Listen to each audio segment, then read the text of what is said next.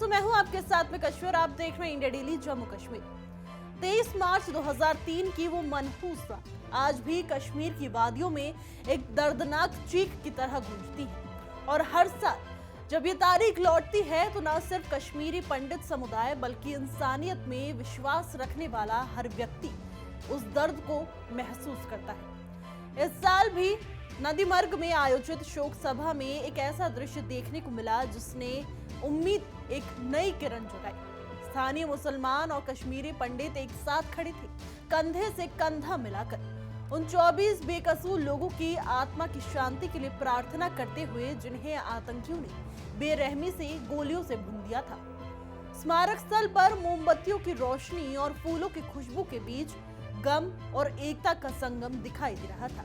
पहले जहां ऐसी श्रद्धांजलि सभाएं अधिकतर जम्मू तक सीमित रहती थी, वहीं अब पिछले कुछ वर्षों से इस नरसंहार की बरसी को उसी स्थान पर मनाया जाना एक बड़े बदलाव का संकेत है। ये बदलाव है दिलों के जुड़ने का, दर्द को साझा करने का और अतीत की कड़वाहट को पीछे छोड़कर एक बेहतर भविष्य की ओर बढ़ने का।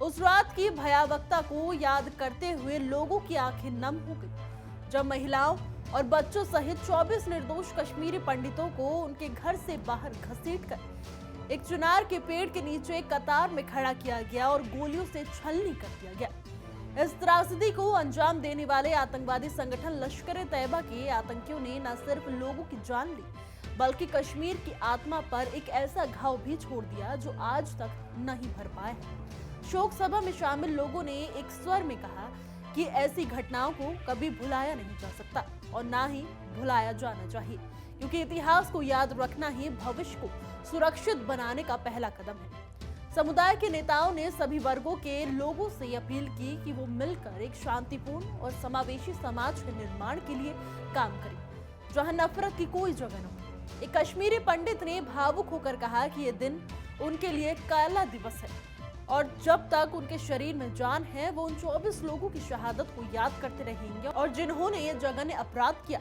उन्हें ना कभी माफ किया जाएगा और ना ही भुलाया जाएगा। वहीं एक ने कहा कि उस रात के बारे में सोचकर आज भी रूह कांप उठती है। क्या गुजरी होगी उन मासूमों पर, ये सोचकर ही दिल दहल जाता है। इसी बीच एक स्थानीय कश्मीरी मुस्लिम युवक का बयान भी लोगों के दिलों को छू गया जब उन्होंने कहा कि उस रात जो हुआ वो उनके माथे पर एक ऐसा कलंक है जिसे कभी मिटाया नहीं जा सकता। और उन्होंने पैगंबर मोहम्मद साहब की सीख का हवाला देते हुए कहा कि एक बेगुनाह की हत्या पूरी इंसानियत की हत्या के समान है और उस रात तो 24 जिंदगियां छीन ली गई थी। इस शोक सभा में सिर्फ आंसू ही नहीं बल्कि एक मजबूत संदेश भी था, आतंकवाद के खिलाफ, नफरत के खिलाफ और इंसानियत के पक्ष में। जब मुस्लिम और पंडित एक दूसरे को गले लगाकर अपने आंसू साझा कर रहे थे तो वो दृश्य ये बता रहा था कि आतंक का जवाब नफरत से नहीं बल्कि एकता और प्रेम से दिया जा सकता है। यह श्रद्धांजलि सभा सिर्फ अतीत को याद करने का एक जरिया नहीं बल्कि एक संकल्प भी थी, कश्मीर में शांति, भाईचारा और सद्भावना बनाए रखने की, ताकि आने वाली पीढ़ियां इस दर्द को सिर्फ इतिहास के पन्नों में पढ़े, उसे कभी जीना ना पड़े। फिलहाल के लिए हमारी रिपोर्ट में बस इतना ही। देश और दुनिया की तमाम खबरों के लिए देखते रहिए इंडिया डेली का डिजिटल प्लेटफॉर्म। देखिए इंडिया डेली 24/7 अब आपकी स्मार्ट टीवी पर। इंडिया डेली मौजूद है सभी डिजिटल प्लेटफॉर्म पर लाइव और लगातार। इंडिया डेली 24/7 हर दिन राष्ट्र को समर्पित।